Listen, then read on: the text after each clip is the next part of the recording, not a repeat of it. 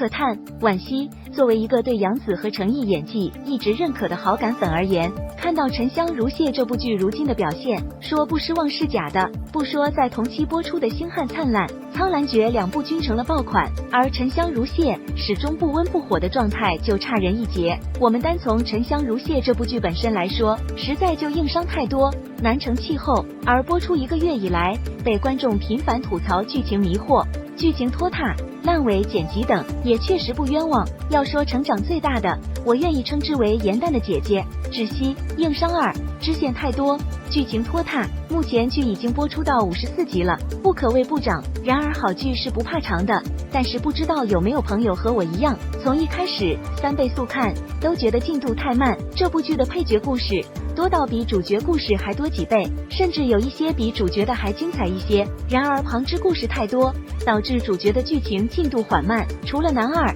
咱们还有男3小乌龟和小狐狸的爱情线，大冤种魔神玄香和女仙陶子期的2世假恋，从而又引申出桃和天上还亲的假恋。硬伤3，感情扭捏不自然，人物态度难以引起共鸣。跳桥后，严淡900年杜忘川都不能忘掉帝君，最终却选择恨他入骨。而帝君在终于承认友情之后，不顾一切去找严淡，居然是去抹去他的记忆，让他离开自己。我不理解。终于唐周死了，帝君归来，两人开始因为大魔头天帝的暴露而同仇敌忾，手拉手了。然而剧情已经到了结尾阶段，观众的耐心已经基本消磨殆尽，仅凭着一些想有始有终刷完的责任感和对男女主角演技的路人好感撑着在。这个时候我们只想要有一些甜甜蜜蜜散糖的剧情，来让自己好过一些，圆满结束吧。